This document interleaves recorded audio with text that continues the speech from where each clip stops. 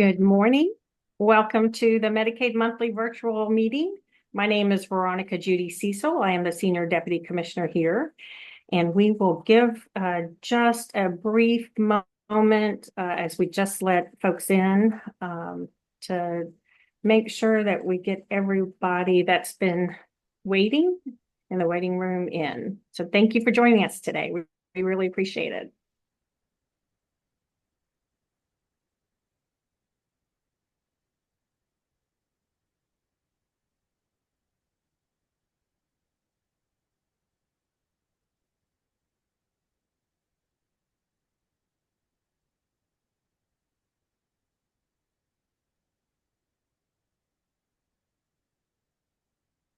Okay, looks like it has slowed down, and let's get started. Again, we appreciate you being with us today. This is our regular monthly virtual forum. We generally have it every third Thursday. This is being recorded, and the recording and the slides will be shared as we do every month. So feel free to go back and listen or access the PowerPoint slides following the meeting. Next slide, please. We have a pretty packed agenda as we normally do. This first agenda item, the hot topic, is our wonderful Dr. Judy Terrio. She is here to give our monthly Our Healthy Kentucky Home discussion. And today we're focused on women's health. This is for this month. And then we have several department updates, Medicaid renewals, the new Medicaid Advisory Committee and Beneficiary Advisory Council. We have a brand new Medicaid Managed Care survey that's on the streets. We'll be talking about the change in behavioral health prior authorizations. And then for the Medicaid update, we'll be talking about the new 1115 community engagement waiver. And then we're happy to have Ann Holland from the Department for Behavioral Health, Developmental and Intellectual Disabilities with us to give us an update on the 1915 RISE initiative. So let's go ahead and get started, and I'll turn it over to Dr. Terrio. Hello, everybody. Well, as Deputy Commissioner Judy Cecil said, today May is Women's Health Month. So we're going to talk a little bit in detail about women's health and how we can be healthier in our daily lives. So the theme of Our Healthy Kentucky Home has been very simply to increase fruits and vegetables to 2 a day, to try and get 30 minutes of exercise 3 times a week, and to increase engagement with others. And so that underlying theme continues to go for this month. Next slide. And I love this picture because we're talking about healthy foods and exercise and engaging.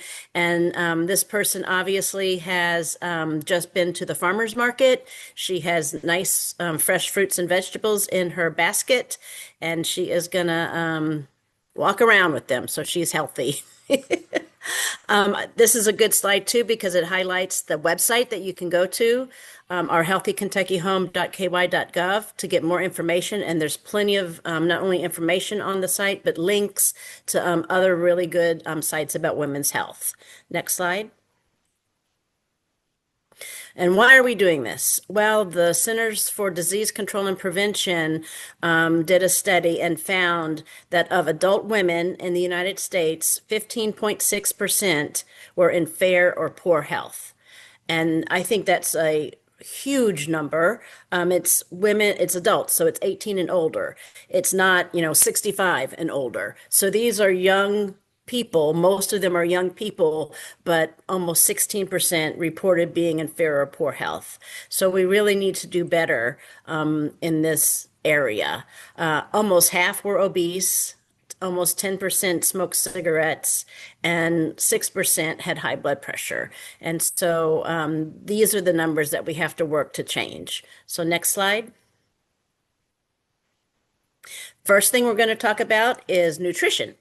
And women have different nutritional needs as they progress in life. And it's actually a little bit different than men, and obviously different from children. And so being cognizant of what you're eating is a really good way to improve your nutrition and your health. And remember, we are what we eat, so do we want to be a French fry or what do we want to be? So next slide. I can't talk about women's health without emphasizing bone health. And I think this is something that a lot of people don't think about. You think about fruits and vegetables and lowering your cholesterol and things like that. But women really have to worry about bone health. And so, what is osteoporosis? Osteoporosis causes bones to become very weak and brittle. And so, sometimes just a fall or a really hard cough or bending over to pick up something will cause a break in a weak bone. Most commonly, it's in your wrist, or in your hip or in your spine. It can also be in your pelvis. And bone, you want to think about it as like a living tissue. It's constantly being broken down and reused, and calcium is stored in the bone.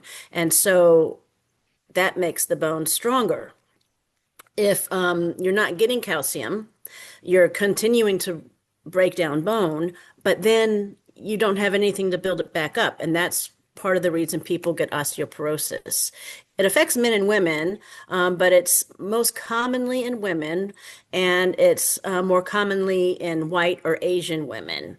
And as we get older, we pass menopause, that puts us as high risk because of hormonal changes and things like that. You can do things to help it. You can do weight-bearing exercises like walking. You can make sure you have a good diet with calcium and vitamin D. You can lift weights. If you're already osteoporotic, I wouldn't say go and start a weight routine because you really have to do that under the guidance of a doctor or a physical therapist. But weight bearing is really protective for your bones. And the prevalence of osteoporosis of women over 50 is almost 1 in 5. So almost 20% of women over 50 have osteoporosis, which is huge. It's just huge. The picture on the slide shows a healthy spine and a healthy cross section of bone, and the flip side of that is a spine that has some compression fractures, and you can see big holes, kind of porous. Osteoporosis is porous bone. So you can see it's not as strong as the one on the left. And I put this slide in here because people think about hips, falling and breaking a hip, but they don't think about having a good cough or bending over to pick up something heavy and breaking your spine. And that, you can't replace a spine like you can replace a hip, and it causes a lot of pain, and it lasts for quite some time. So these are things that people don't normally think about when they think about osteoporosis. Next slide. So we talked about calcium. Calcium helps protect and build strong bones. And your bones are like your pantry for calcium. The body stores calcium there. So when you eat it in your diet, it stores it there. And then when it needs it, it takes it out. And it needs it for all kinds of enzymes. It needs it for your muscles and for your brain. And so it's going to take that out no matter what. Even if you don't have enough, it's going to take that calcium out to use it other places. So you have to get enough in your diet. And girls aged 9 to 18 need about 1,300 milligrams each day of calcium. And they're growing, so that's why they need more. They're growing bones at that point. Adult women need only about 1,000 milligrams a day, and then after menopause, because you've got your hormones acting against you, you need about 1,200 milligrams of calcium a day. And we get that in milk products. And the weird milks now, the oat milk and the soy milk and the almond milk, those are all fortified with calcium as well. But we get it in orange juice, green leafy vegetables, even strawberries, which are almost in season now. All of those have high amounts of calcium. Cheese. So think about that when you're planning your meals. So next slide. Vitamin D goes right along with calcium. So you need that. They work in together to help strengthen your bones. Vitamin D is used in your body to help reduce inflammation. It helps your immune system fight off germs. It's a really important vitamin. We usually get it from sunlight. So sunlight causes a chemical reaction in our skin, and it makes the active form of vitamin D. Well, nowadays we don't get a lot of sunlight. For one thing, we're always worried about skin cancer, so we always put sunscreen on, and that blocks the bad rays, but it also decreases the amount of vitamin D our skin can make. Anybody with a darker skin tone has more difficulty getting vitamin D out of the sunlight. So you're at increased risk for possibly having a vitamin D deficiency. And then if you're postmenopausal, if you're obese, if you've had obesity related surgeries like a gastric bypass, you're going to be at increased risk as well for vitamin D deficiency. So what do? We get it in our diet. Again, a lot of times foods fortified with vitamin D are also fortified with calcium, so you're getting it both. If you drink orange juice, the vitamin C helps absorb all of this as well. And so just being cognizant of, again, the same types of foods, the cheese, the yogurt, the milk, the dairy products will help you get the vitamin D that you need. So next slide. And then another little thing about your diet, it's so hard to have, I mean, it is so hard to get 2 fruits and vegetables a day. It is difficult. So one way to do this is to make a weekly meal plan. Sit down, plan out what you're going to cook for the week, what you're going to eat. Go to the store with the list. If you have a list, you're less likely to buy junk and you're more likely to have a cheaper bill at the end because you're only getting the things on the list. And involve children and grandchildren in those decisions. What do you want to eat this week? Okay, this is what we need to buy. And then also help include them in the cooking of the foods because that's a life skill that they need to know is how to cook. So making a plan and getting the foods that you need at the grocery. And then when you have the plan, substitute healthier foods for not healthy foods. So if you want to get a low fat option, low fat cottage cheese, zero fat yogurt, things like that will help make your weekly diet even healthier. Substituting meat, like getting rid of meat for one day and putting in fish or beans and rice will be more healthy. And kids, I have the bottom of the middle slide says kids that don't like vegetables. I think kids that don't like vegetables are kids that haven't actually had vegetables a lot. And so offering different foods often the kids will like them. My 14-month-old grandson loves Brussels sprouts. He loves broccoli. Oddly, he loves any type of bean, like a lima bean. He loves lima beans. And so he will eat those if they're offered. And then if you try and eat most of your meals at home, that is, even if you're making pizza or you're making tacos you make at home are so much healthier than tacos you buy. And so just trying to get those foods at home, it's foods kids will eat. You like to eat them too, and it's just going to be healthier if you do it at home. You're going to use less fat. You're going to use less salt.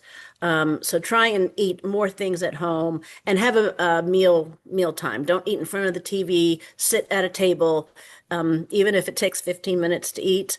I'm always amazed it takes so long to cook something, but then literally dinner is done in 15 minutes. And so, have the meal time. And that also teaches your kids to eat only at the table. You don't want a grazer that's going to walk around the house eating all day long with puffs or drinking something. They need to learn that you eat at the table and nowhere else. And that is actually one of the actually important tasks to teach for to prevent obesity. So next slide.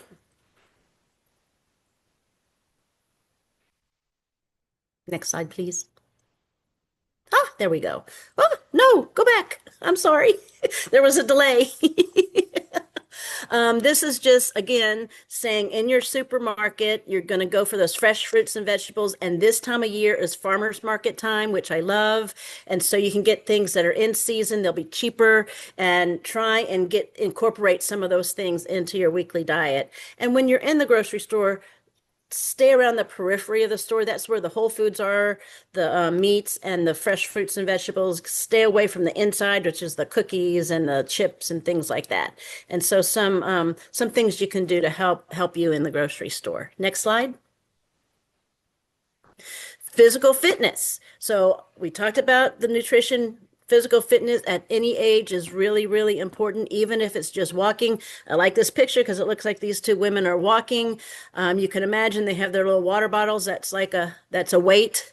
So, and they're engaging. They're engaging. So when you start exercising, again, you just need like 30-minute walk 3 times a week. Get a walking buddy. That's going to really help you stick to it, and it's going to be fun. And you're going to get that weight-bearing exercise that you need. So next slide. Lean muscle mass goes down when you're aging, and so muscle strengthening exercises are really, really important. I mean, it's a normal thing. It doesn't have to be heavy, but squatting down when you're picking up things when you're cleaning the house is a muscle strengthening exercise. So you can do that. And again, on the other side, I wanted to highlight walking. It's very important and easy. And unlike swimming or biking, you can do it. You don't need a special place to do it, and you don't need a special equipment to do it. So next slide. I just wanted to mention hydration is very important. Even if you become less physically active over your lifetime, hydration is still important. So keep up that water. And hydration is things that don't have caffeine or really don't have sugar. So you want to keep up your water intake. And then proper sleep. My mom used to always tell me, oh, when you get older, you won't need as much sleep. Well, you know what? I'm older and I still need the same amount of sleep. And the science tells me that's true. So adults need 7 to 9 hours of sleep a day. And that means following good sleep hygiene, not too much blue light exposure before bed, soothing bedtime routine so you're not riled up watching some, I don't know, movie or something on TV. It's a bedtime routine that we do for our kids. So why don't we do it for ourselves? And next slide. And this, again, to manage our stress, to reduce anxiety and depression, and to have a healthier, longer life, engaging with others. And it doesn't have to, and that is not on Facebook. That is not on Facebook or texting. That is talking to somebody on the phone, going for a walk with somebody, having lunch with somebody. Even if you see your neighbor in the grocery store and you're busy and you need to get in and get out, stopping and talk to that neighbor for 5 minutes is engaging with others. And it is something that you can do, and it would actually really help reduce anxiety and things. So next slide. And this is the last one. I like it because they're engaging, but they're dancing. I'm pretty sure they're dancing and they're having fun, and that's what life is all about. And so if you guys have any questions, just let me know. But this is my last slide. Thank you so much. Thank you, Dr. Terrio. I actually learned a couple of new things, so I appreciate it. Thanks. We'll move forward to Medicaid renewals, but certainly if you have a question, feel free to put in the chat, or as we get to the end of the presentation, Dr. Terrio generally hangs around for the whole forum, so we could ask questions at the end. Next slide, please. A couple of critical things I want to just make sure folks that are on today, as you walk away from this presentation, there are just some important messages for members and anyone supporting a member. And that is the end of our public health emergency flexibilities is coming on June 30th. And the ones we want to highlight that we think are most impactful to our members include the fact that we will no longer be able to automatically extend a child at their renewal for 12 months. So we had a flexibility where we could just, when it's the time for the child's renewal, automatically renew them for that 12-month period. That ends starting with July renewals. So if a child has a renewal beginning in July, moving forward, they will have to actually go through a redetermination. The other couple of extensions or flexibilities that have been helpful to members that are ending include the extensions that we've been able to provide to members who have to take action on their renewal. So they have to respond to a renewal packet or a letter requesting information. And if they hadn't done it by the time of the renewal date, we were allowed to automatically extend all individuals at least another month. So their eligibility would be extended for another month. And for long-term care in 1915C, home and community-based waiver members, we were able to extend them up to 3 months if they had not returned that information.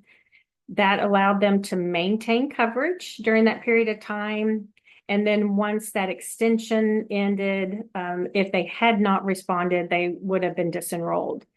They will no longer have that additional time as we approach and past June 30th. So it will be very important for members to respond within that timeline, that renewal date, so that they don't get, unfortunately, what we call an administrative or procedural termination for lack of response. Next slide, please. So what are we focused on right now is just making sure that members are keeping their contact information updated, their mailing address, their phone number, and email. We do try to reach members that are going through renewal in every mode of communication available to us. So if they have a phone number, we try to call and text. If they have an email address, we try to email. We ask providers, as a member comes in to your office and they are noting a change in their contact information, asking the question, have you let the state know of those changes? Would be very helpful to us, and we would appreciate that support. We want to make sure members are responding to those letters. That's always been very important, but now that those flexibilities are going away, they need to respond in the time period that's in the letter. And just a reminder to folks that we have help for members navigating that renewal process throughout the state. We have our wonderful connectors, and they are in every county. They're available by phone. There is local help available. So we just encourage anyone that needs that help to call them. If you're talking to somebody who's trying to navigate the renewal, help them find that information and that phone number and to give them a call. They also they're available for a face-to-face meeting, as well as our local Department of Community-Based Services offices are also available for those members that want to come in and get help through that process. Next slide, please.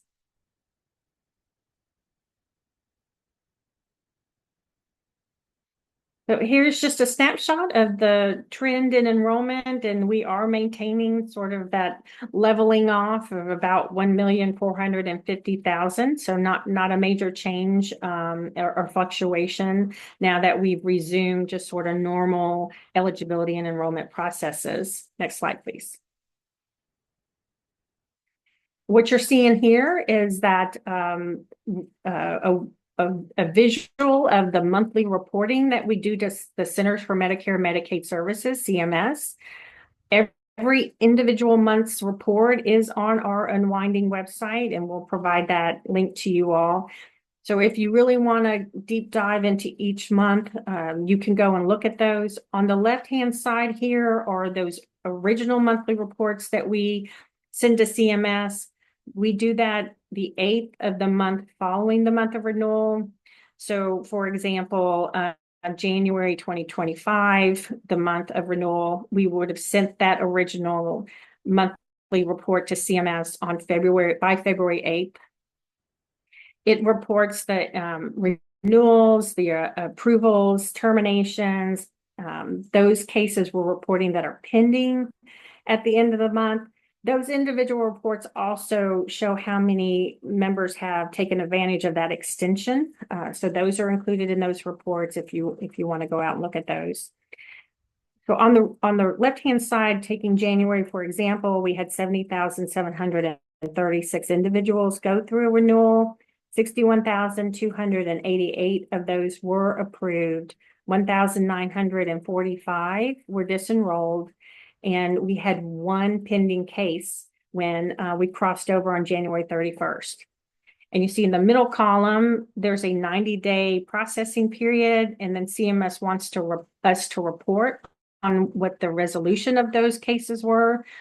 And so in January, we had that one pending case. On the right-hand side, you will see that we have updated the numbers, and that person was actually approved and put into the approval column there.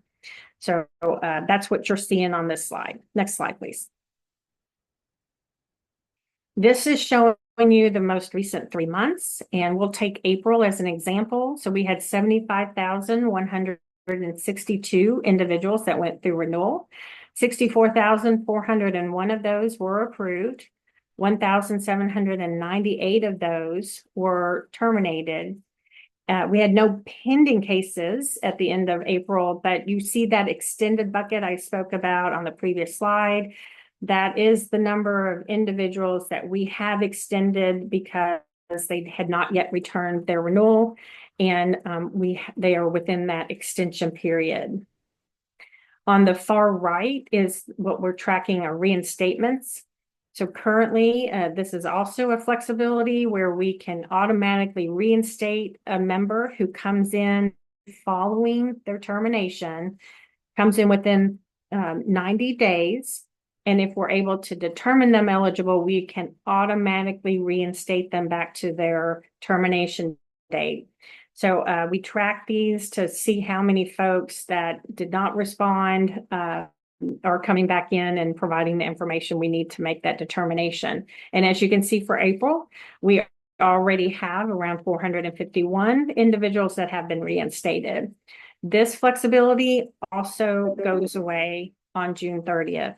So if somebody is terminated and they do come back in within that 90 days to try to provide that information, we will likely have to process them as a new application, and therefore they'll be limited on the retroactive eligibility.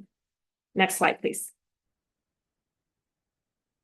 We have lots of communication materials. We share this just to encourage all our providers, families, advocates, anyone who interacts with a Medicaid member to use this information. You can print off the flyers, post them, share them, just so we can help members navigate that renewal process.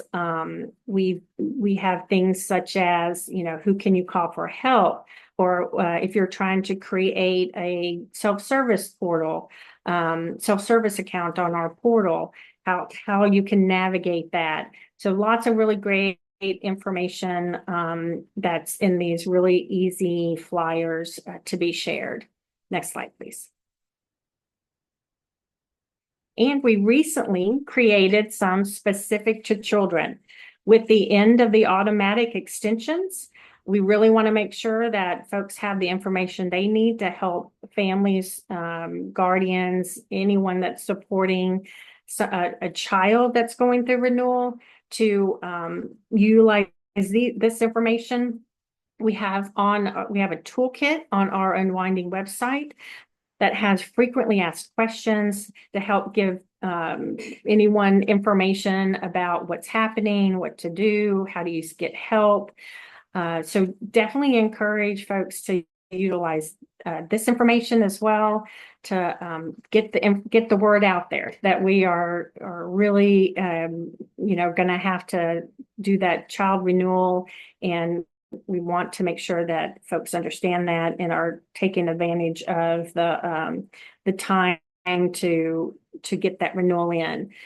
A lot of people don't understand that a child's eligibility, the income level is higher than for an adult. So we just try to encourage adults that are responsible for a child's renewal to go ahead and send that in.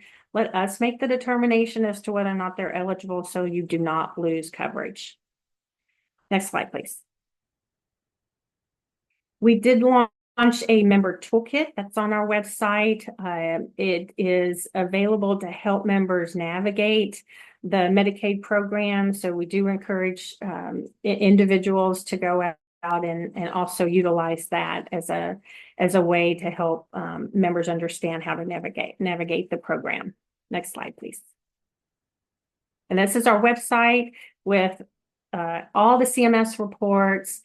All of these meetings, monthly meetings, their recordings and PowerPoints, the communication materials we just talked through, the flyers. So please utilize that information on the website. Next slide, please. Okay, next slide. So we've talked in the past about federal final rules that are impacting Medicaid. There are 9 in total, and then we're taking each one of them. They have varying dates for implementation. So what we're providing to you all are updates as the implementation is going on. The one I'd like to talk about today is the ensuring access to Medicaid services final rule that requires states to create a beneficiary advisory council and to come into compliance for new requirements around a Medicaid advisory committee. These are requirements that must be complied with by July 9th. We have talked about this a lot. We did 2 virtual forums back in December. We had a survey to try to get some feedback from folks on what they'd like to see in an advisory committee. We did propose legislation in the 2025 legislative session. That was House Bill 789. It did not pass. We're currently working on regulations so that we will be in compliance by July 9th. But we have already launched the changes and to get us to compliance by July 9th. Next slide, please. So the Beneficiary Advisory Council in Kentucky is going to consist of 15 members. 10 of those will be former or current Medicaid members, and 5 will be parents, guardians, or caregivers, paid or unpaid, of Medicaid members. Some of the back members will serve also on the new Medicaid Advisory Committee. There is a federal requirement that Medicaid Advisory Committee have a certain percentage of membership from the back. So we currently have 3 Medicaid members on what the current advisory council is, and they will remain as 3 of the required back members, and then 4 other back members will be nominated or appointed to the new MAC. For this to be implemented, we are staggering the initial terms. So as new members are appointed, they'll have a 2-year, 3-year, or 4-year term. We're doing that so when those terms end, they're not all ending at the same time. Following this initial term, all terms will be 4 years. The federal rule also requires that a member cannot serve back-to-back terms. And so what we are allowed to do is after that member has had a period of not serving, the member could be reappointed. Next slide, please. We are looking for members that are very representative of our populations and that are across the state. We really want the membership to be diverse. So we're hoping to have that representation in the new Beneficiary Advisory Committee. The federal rule requires that the BAC meet at least quarterly and that it meets prior to the Medicaid Advisory Committee. The reason for that is so that the BAC members are prepared to participate in the MAC. So we do have applications open, and we are encouraging folks to apply. Deadline is May 29th. We launched a new website with information. There are frequently asked questions on that website. The application is on there. We are, if it hasn't already been posted, there are 3 ways that you can get that application. You can fill it out online. You can fill out a PDF fillable version and print it and send it. Or you can print one off and complete it and send it. And there are various ways in which that can be sent. If there are any questions, here's the email and phone number. We are, as part of this, if someone's interested, they meet the qualifications of being either a current or former Medicaid member or a parent, guardian, or caregiver of a member. If they need assistance with completing the application, we can take that over the phone. That's not a problem. And I do want to emphasize that as part of the new Beneficiary Advisory Council, the Department for Medicaid Services will be providing a lot of support to those members. We'll be identifying, do they need transportation?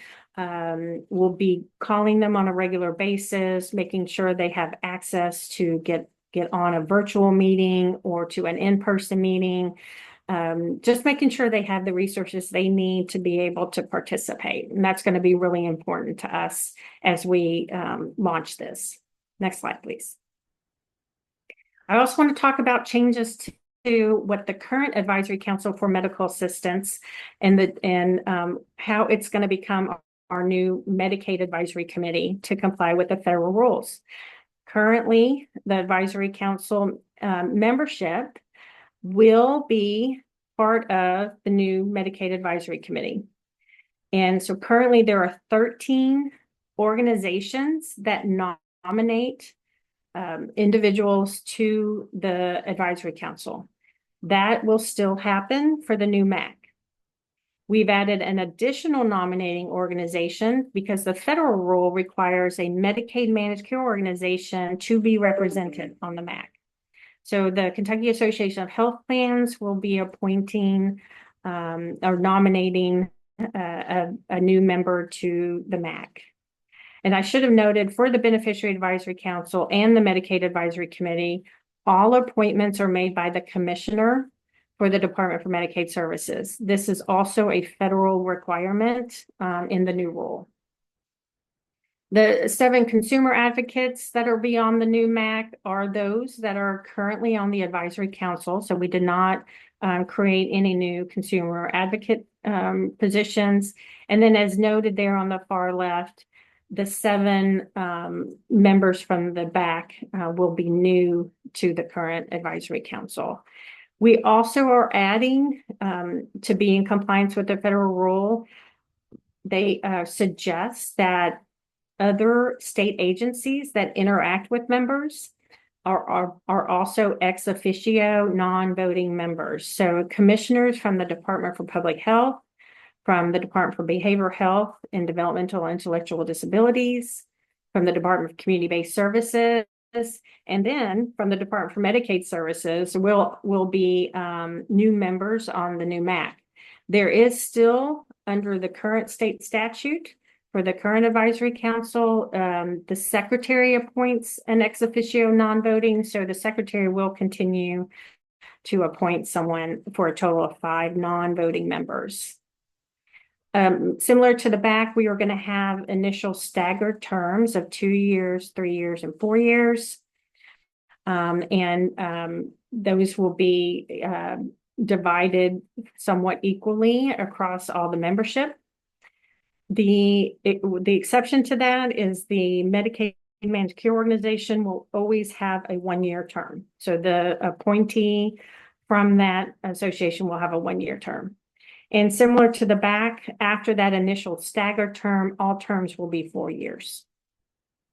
So the way we're transitioning from the current advisory council to the new MAC, if the current advisory council member has an unexpired term when we approach July 9th, that member is going to be automatically appointed to the new MAC.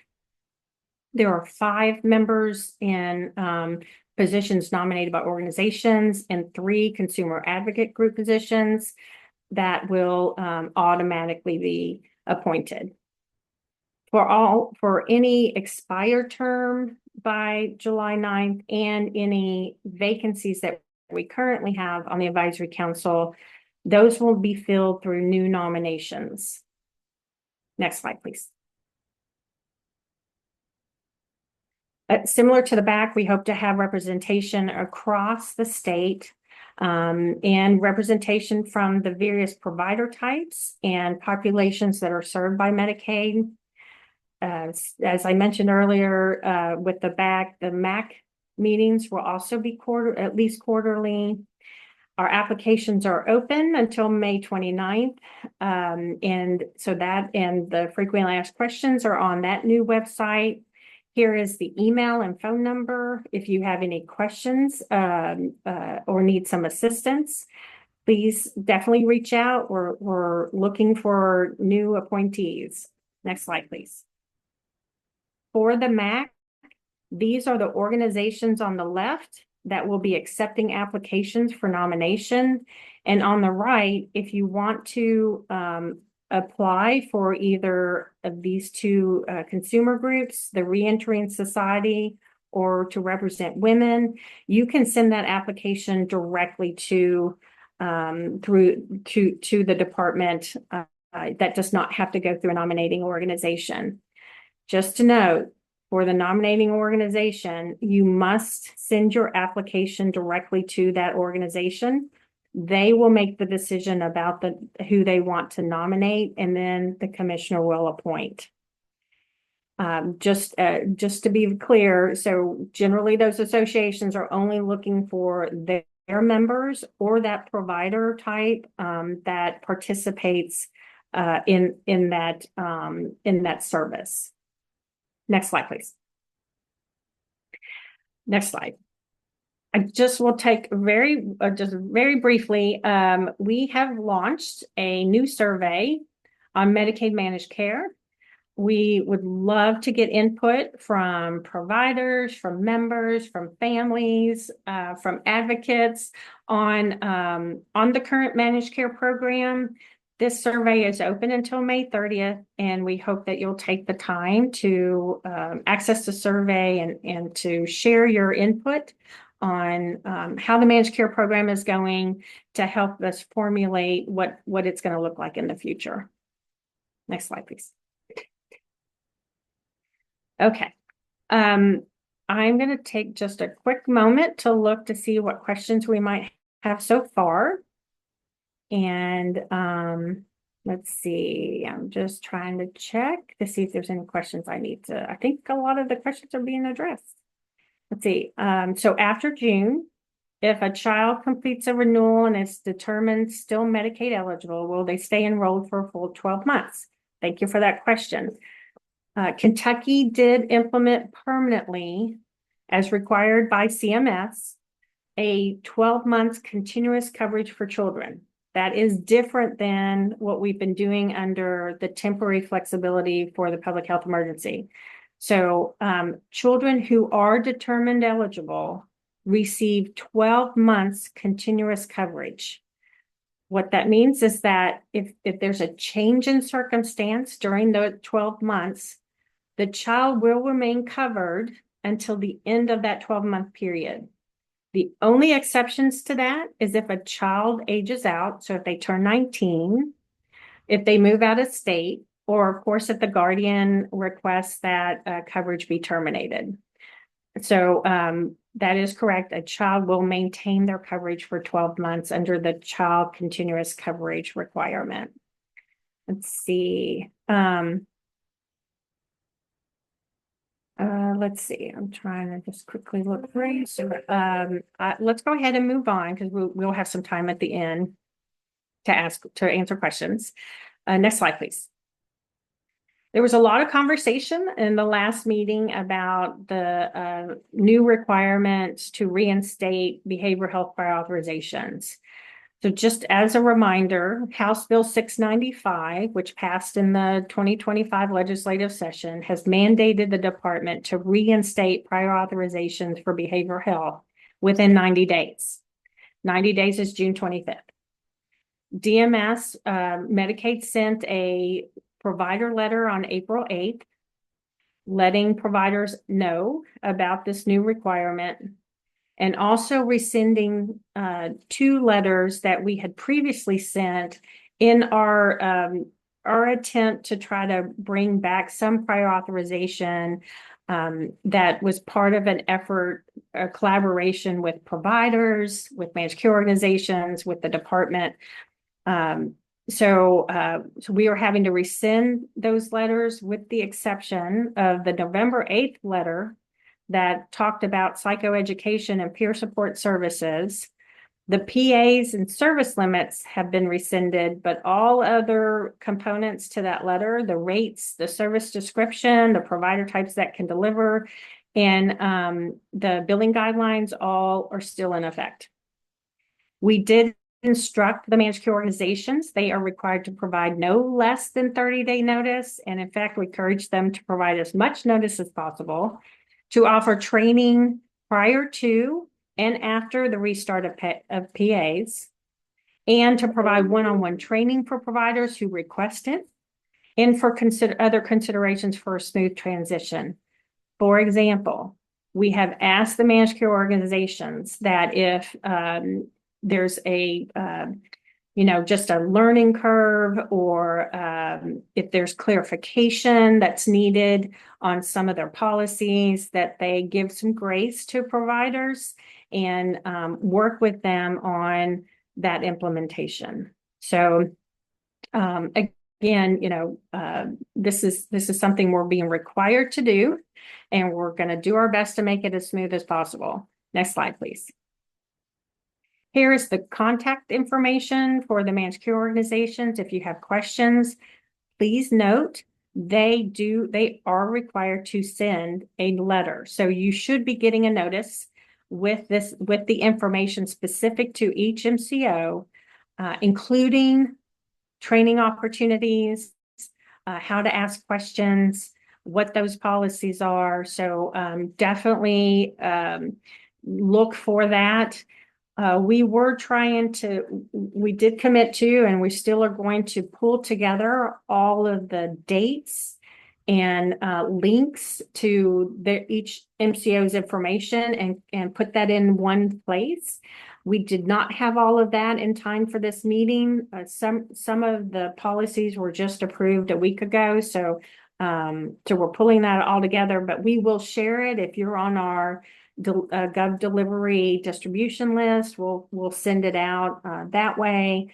We will post it on our website. So we will share that information as soon as we're able to pull it together. Next slide, please. And I am going to go ahead and turn it over to Dr. Hoffman to talk about the community engagement waiver.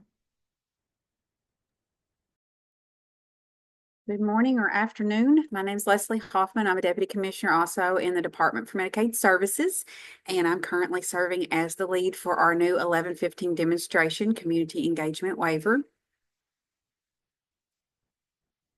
So I'm going to go over the introduction. I'm going to go over the overview of the proposed community engagement program, and we'll go all over the public forums and the public notice and the comment process. Just please note that we currently are officially in public comment as of the 13th and cannot perform a lot of Q&A during this forum. However, you have an opportunity. We will give you the information at the end of the presentation for the public notice and the comment process. So next slide. So just an introduction. To comply with Kentucky House Bill 695, our cabinet, the Cabinet for Health and Family Services, CHFS, is requesting federal approval to implement a community engagement program. To request this federal approval, CHFS is submitting a Section 1115 demonstration proposal to the Center for Medicaid and Medicare Services, which is our authority, CMS. The CHFS Department for Medicaid Services plans to implement the community engagement program within 24 months after receiving federal approval. In 2025, as I mentioned, Kentucky passed House Bill 695. This law instructs the Cabinet for Health and Family Services to start the community engagement program. With a new program, CHFS will automatically refer certain Medicaid members to the Department of Workforce Development, DWD, for support, for job coaching support and development. The Department for Workforce Development will also reach out to these members to provide information about job assistance. Which Medicaid members are impacted?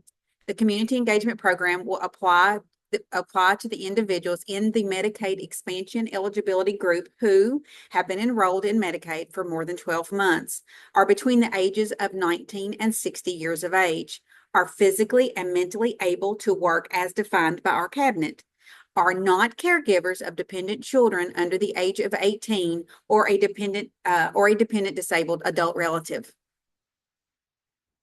So we do have a lot of exclusions that we'll go through. CHFS will exempt Medicaid expansion eligibility groups who meet at least one of these exemptions, the following conditions below. So I'll just go through those. Individuals that are 19 or 60 years of age, individuals responsible for the care of a dependent child under age 18 or a dependent disabled adult relative, individuals with a diagnosed SUD, substance use disorder, or an SMI, serious mental illness, a chronic disease as determined by the cabinet, an acute medical condition, physical and or behavioral, that would prevent somebody from complying with the requirements, individuals whose eligibility have been determined based on disability or who have been deemed disabled by the Social Security Administration, individuals with verified income, individuals receiving unemployment insurance benefits, pregnant women, individuals who are homeless or who are recently homeless for up to 6 months post-housing, individuals who are victims of domestic violence, individuals who have recently been impacted by a catastrophic event such as a natural disaster or the death of a family member that may be living in the same household, individuals already participating in the voluntary workforce participation program that CHFS has determined that meets the objective of the community engagement waiver program. So many individuals who currently receive SNAP would be in that category. Also, former foster care youth up to age 6 and other good cause exemptions as approved by CHFS. I do want to mention that we'll be working on processes that will allow for some attestations from the public if that needs to happen during the process. Our community engagement waiver timeline is pretty simple right now. What it will get more complex as it is in 1115. So April the 4th through May the 13th, we spent the time to develop the waiver that was requested by House Bill 695. As of May the 13th, we are out for official public comment period, and we hope to submit to CMS. Our target date is June the 25th. Next slide. So as I mentioned earlier, there are a lot of complex activities and components that go along with an 1115. If you have been involved with any of our other, I think we have about 6 right now, any of our other 1115 engagement processes, not engagement processes, sorry, 1115s. There are lots of components that go along with an 1115 demonstration. So even after CMS approves the 1115, there are a lot of things that have to be completed before we can go live in the state. So these are just some examples, but they are not all inclusive. Implementation plan that has to be submitted 90 to 120 days post approval. And that's also giving 60 days for corrections after CMS feedback. a monitoring protocol that will be required that will be submitted 120 to 150 days post-approval. There is also an evaluation design that is required by CMS, and we usually submit that around 120 days to 180 days post-approval. Some other things are a midpoint assessment, which occurs 90 days after the third year of the approval, and a final evaluation report within 18 months after the end of the demonstration. And 1115 usually goes for, as if approved, usually runs for 5 years. Next slide. So this is the information I was mentioning to you earlier. So here are our upcoming public forums as required by CMS, our authority. 2 public forums will be held to provide additional details on our community engagement program. Your first forum will be virtual only, and it will actually be embedded into our MAC, which is our advisory council for our medical assistants, and that will be held from 10 to 11. So the MAC meeting, if you all participate in that currently, normally starts at 9:30, and we will be on the agenda from 10 to 11. There is the link for and the passcodes and everything that you need, or if you just want to get on by phone and not be virtual, that's all the information that you will need there. Our second required public forum is an in-person only, and it will be held on May the 23rd from 10 a.m. to 11 a.m., and we will be holding that in Frankfort at the Kentucky Transportation Cabinet, 200 Merrill Street in Frankfort. It's in auditorium. There's several rooms in that building, and it will be held in auditorium C105. So as you can see, our 2 current public forums that we will be holding will be on May the 22nd and May the 23rd. Next slide. Okay, so public notice and comment process. So if you all have information that you want to share with us, and we cannot do the Q&A on this meeting, we urge you to voice your opinion on this process. So to comply with federal regulations, our cabinet will follow all guidelines, all procedures for collecting, reviewing, and responding to all public comment that members such as you might have. A draft of the demonstration application and the public notice are available. They're already out on their website and have been since the 13th, and you can follow that link. Once you get to this link, you will see at the very top, it talks about our Section 1115 demonstration for community engagement, and there will be 3 easy links readily available after the little paragraph with description that you can go into. The one talking about the public comment itself will have this very same information. So comments and inquiries can be submitted via email received on or before June the 12th of 2025. And there's your email address if you want to send it that way. Please include the subject line to say 1115 community engagement comments. We also have other opportunities such as written comments can also be sent in as long as they're postmarked by June the 12th and mailed to the address that I have listed there below. So even if as long as they're postmarked, even if we receive, say, June the 13th, but they've been postmarked by the 12th, we will be gathering those. So again, we take all those public comments.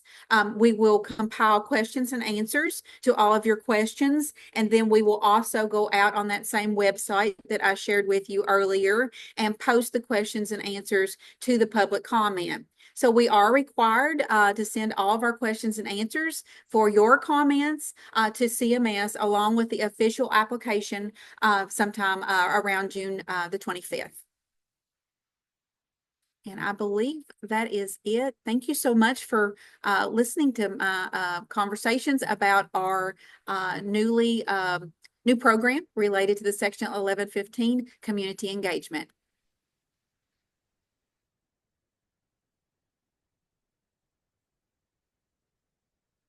Blaine is telling me I can't share. Blaine, can you assist with that, please? Now I have it. Now Okay. I can. Now I've got to find it. I'm sorry, y'all.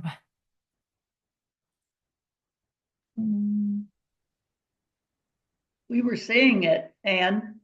Do you see it now? Well, not now, but it was up a minute ago. The placeholder slide was what was being shown, but Oh, yeah, not me. It wasn't. Let's see. Sorry. No, it's okay. You're not do you see it There now? we go. I'm about this much tech savvy. I mean, it's too much for me, but hello, everybody. My name's Ann Holland. I am an executive advisor within the Department for Behavioral Health, Developmental, and Intellectual Disabilities in the Commissioner's Office, and I am leading the charge of the 1959 RISE initiative for our department. Let's see. Let me put this over here. Okay. So we talk about a 1959 state plan amendment. It allows states to define a target population to serve, to also define the ongoing supports and services to be included in the benefit, set the eligibility criteria, and if the individual, and it does not require an individual to meet institutional level care. So if they meet the needs-based criteria, they are eligible for the services. We do a functional needs assessment on individuals to determine that. So what is the 1959 RISE initiative? This is a new benefit in Kentucky. Along with DMS, the Department for Behavioral Health, Developmental, and Intellectual Disabilities is going to administer the program on behalf of DMS. It is a home and community-based services program, so the individual must be living in the community. It does share some federal requirements like our 1915C waivers, such as conflict-free case management, federal rule settings, independent assessment, and we are certifying these providers. So 1915I has principles of recovery, independence, support, and engagement, and we focus on helping individuals rise above their challenges through services that promote recovery, independence, and community engagement. And who qualifies? The initiative was developed around the identified needs of individuals 18 years of age or older with the primary diagnosis of serious mental illness or primary SMI and co-occurring addiction.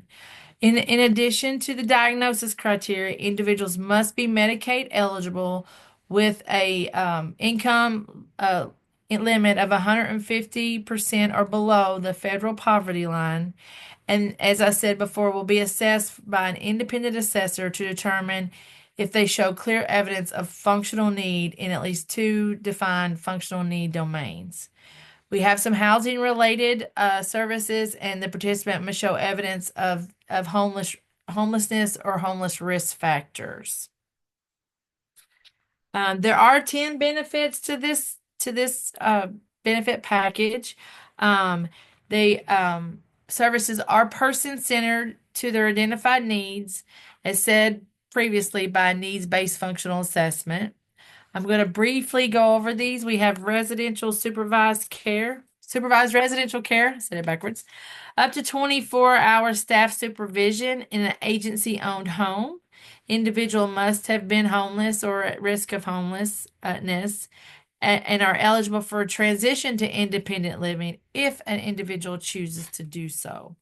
Now, next, we have in-home independent living supports, and this is support to an individual who is in their own home, in their own apartment or their own home, and to enable their ability to live independently, goals and objectives for development of requisite skills to maximize their own independence.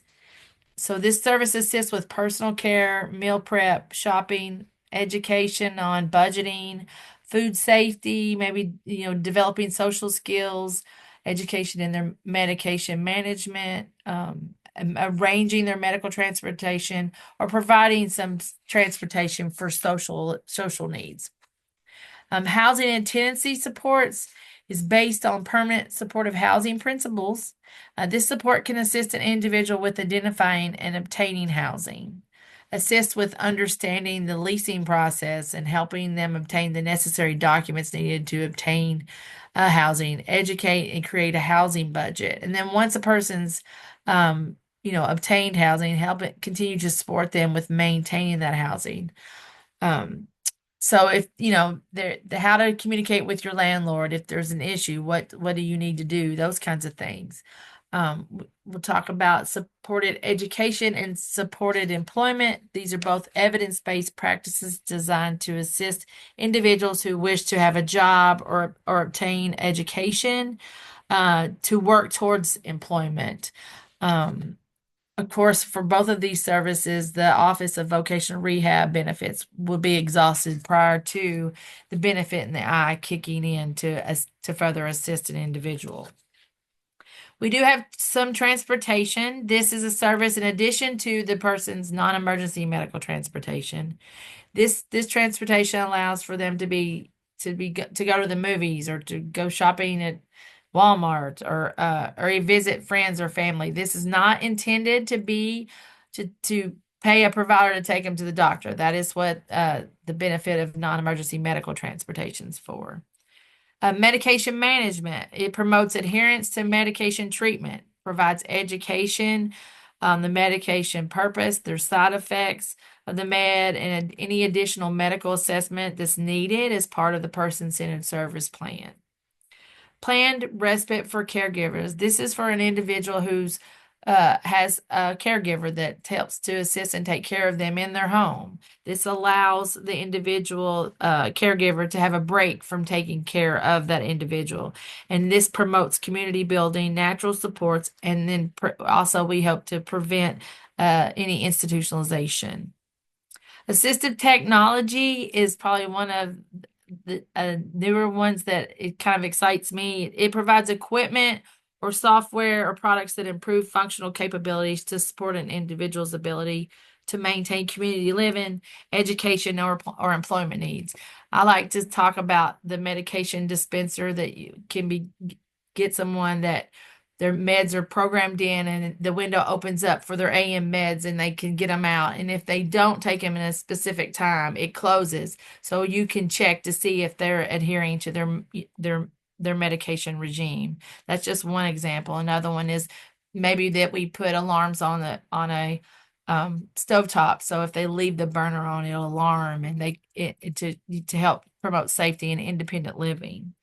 And the last one, which I tease and say, as Oprah gives away cars, we give away case managers. It is a requirement for this program.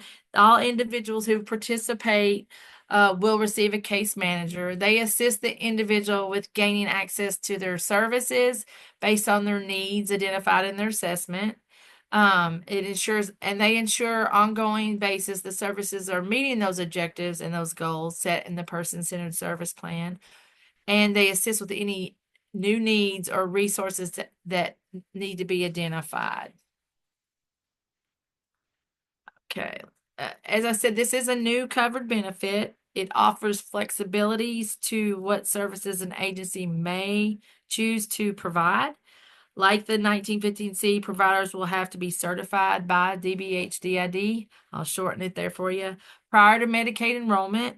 And right now we're in the final steps of getting that certification ready to start working with providers. Very excited about that. DBHDID will also provide ongoing technical assistance, monitoring, and continuing education opportunities for providers. I do have some links that I wanted to share today. Any provider that's interested, there's a link, there's an email address that you just reach out and say you're interested in being added to the listserv to get information about being a provider. Potential participants or anyone wanting any information, there's an email address for you. And under construction is our website, and I have that is actually also listed here. And then I'd put my information on here as well if anyone has any questions. I know that was quick and fast. I was trying not to keep you too long, but we wanted to share out the information that we're very excited about getting moving here for individuals with SMI. And I will stop sharing. Thank you, Ann. That was great. We appreciate it. And we will have those slides to share as well. I just wanted, before we close out today, there was a question in the chat about the recent news on the denial of continued services in our home and community-based waiver. And we have been looking at that. This was brought to our attention, and we greatly appreciate those who did bring it to our attention. We started investigating it. What we have determined is that a recent routine staffing change by our contracted vendor who actually performs the reviews might have resulted in conducting the review inconsistent with the policy. So we have implemented a secondary review process for all decisions resulting in a denial. I would like to note that the majority of recertifications have been approved. We are calling and sending a letter to every case that has been denied since January to let them know that we are conducting that secondary review. If a denial is found to be inappropriate during this review, we will promptly reinstate the services and notify the parent or guardian. If an individual is currently in an appeal process, they will continue to receive services during the appeal. We are actively working with the vendor to ensure that eligibility rules for assessments and reassessments are applied consistently and appropriately, and to prevent this from happening again. We very much apologize to the members that have been impacted by this. And we appreciate the ability to be able to take corrective action and ensure that other families do not face the same experience. So again, thank you for everyone concerned about this issue. We are too. And we are going to be quickly processing those second reviews, but as I mentioned, members will be reinstated for services so that there is the ability to complete that and determine if that denial was appropriate. So appreciate your time today and look forward to seeing you all next month. I hope everyone has a good day and the rest of the week. Take care.